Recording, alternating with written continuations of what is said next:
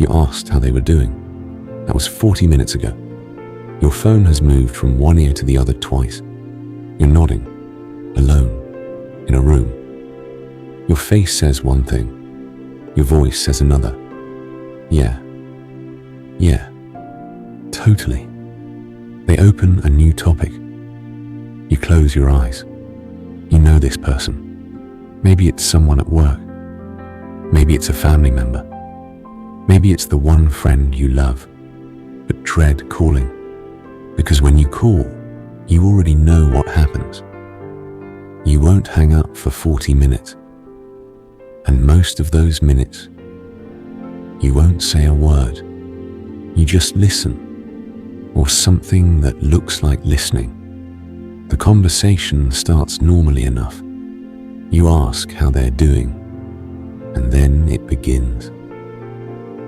A story, then a detail inside the story, then a different story that the detail reminded them of, then an opinion about that story, then a memory, then another detail. You stop tracking the thread somewhere around minute 6, but they don't notice. Because they're not watching your face. They're watching the next sentence forming in their own head. You've heard this story before, not a version of it. This story, same opening, same details, same ending. You know the punchline before they reach it, but you smile anyway. Because what else do you do? People notice things about them. They never let anyone finish a sentence. You can't say 2 words before they take over.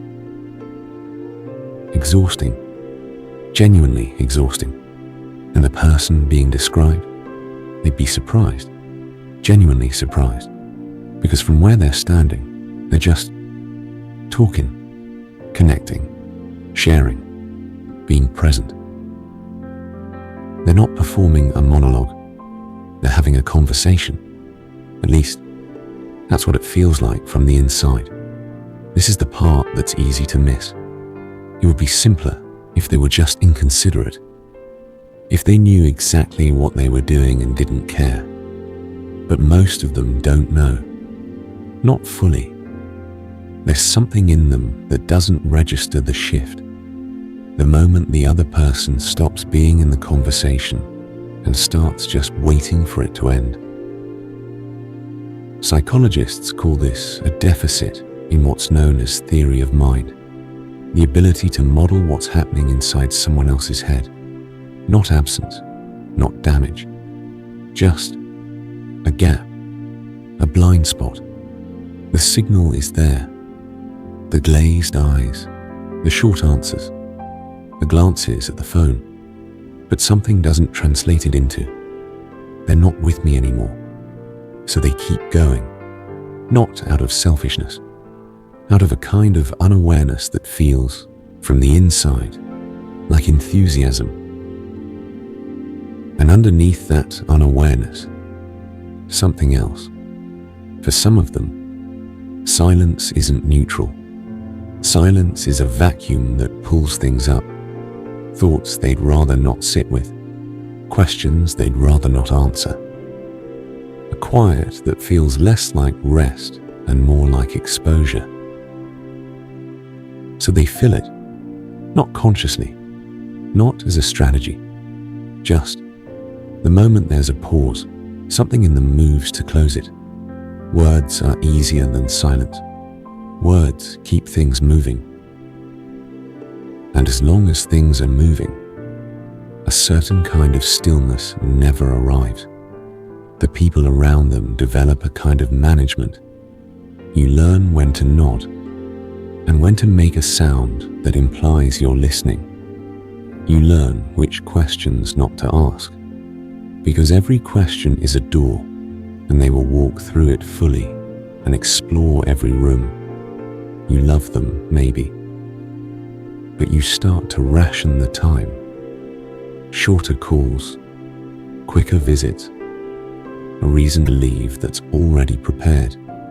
Not rejection, just self-preservation. and they don't always see it. They go home thinking, that was a good conversation, not knowing that for the other person, it was something they survived. Can they change?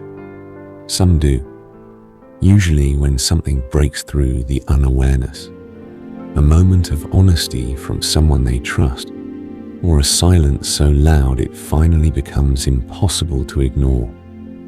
But it's not easy, because what you're asking them to do isn't just talk less.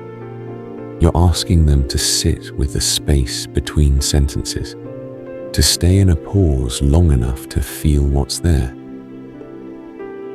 And for someone who has spent years filling that space, that pause can feel enormous. The truth is, they're not trying to take up the room. They just never learned where they end and the room begins. They talk because it feels like connection. They don't always realize that connection sometimes needs silence to breathe. And maybe that's the saddest part. Not that they talk too much, but that all that talking, all those words, all those stories, all those details, it's sometimes just a long way of saying, I'm here. Can you see me? And the quieter you go, the more words it takes.